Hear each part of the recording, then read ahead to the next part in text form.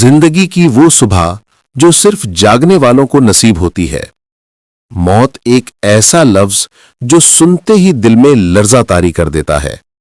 इंसान का तसव्वुर फौरन अंधेरे, खामोशी और जुदाई की तरफ जाता है, मगर सूफिया जब मौत कहते हैं तो उनके लबों पर तबस्सुम आ जाता है, क्योंकि उनके नजदीक मौत कोई अंजाम नहीं बल्कि वापसी का लम्हा है।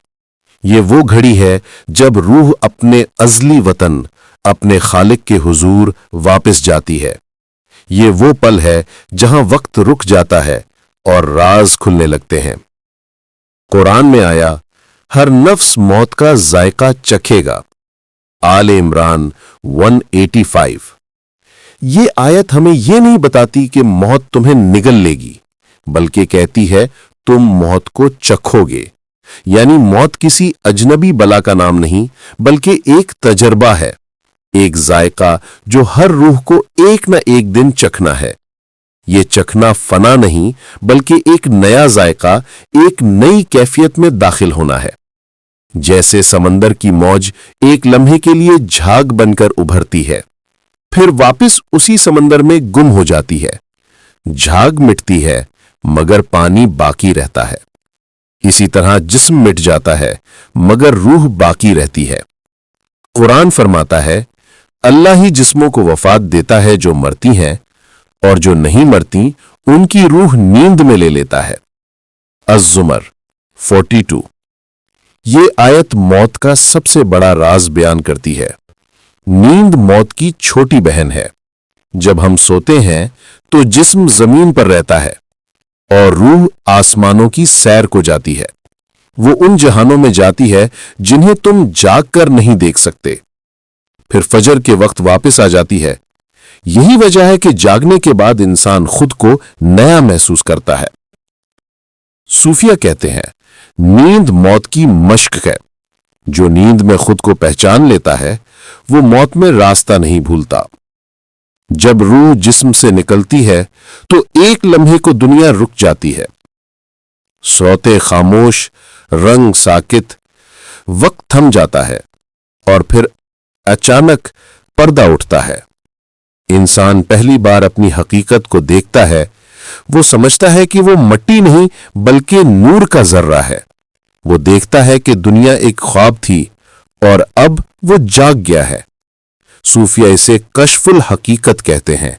ये वो लम्हा है जब रूह पर तमाम भूले हुए राज खुलने लगते हैं। अब कोई फरेब बाकी नहीं रहता, कोई पर्दा दरमियान में नहीं रहता।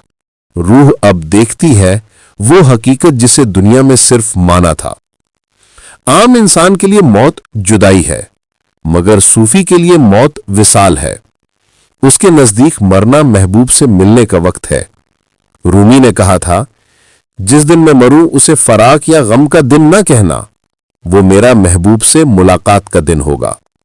सूफिया कहते हैं कि मौत उस पल का नाम है जहां रूह अपने खालिक की तरफ लौटती है। वो लम्हा जब अजल में लिया गया वादा अलस्तु बिरब्बिकुम फिर से सुनाई देता है और रूह कहती है, बाला मैं तुझे पहचानती हूं। इंसान मौत से इसलिए डरता है क्योंकि वो खुद को जिस्म समझता है। जिसने अपनी पहचान जिस्म में रखी, उसके लिए मौत फना है, लेकिन जिसने खुद को रूह जान लिया, उसके लिए मौत आजादी है। ये उस पिंजरे का टूटना है जिसमें परिंदा सदियों से कैद था। जब तुम अपने अंदर की रोशनी को पहचान लो तो तुम्हें मालूम होगा कि मौत तुम्हारा दुश्मन नहीं बल्कि तुम्हारा साथी है, जो तुम्हें मट्टी से उठाकर नूर के देश में ले जाने आया है। सूफिया कहते हैं, इंसान दो बार पैदा होता है, एक बार जमीन पर और एक बार मौत के बाद। जब बच्चा मां के रहम से दुनिया में आता है तो चीखता है क्योंकि उसे लगता है वो मर गया, लेकिन दरअसल वो एक नई दुनिया में पैदा होता है।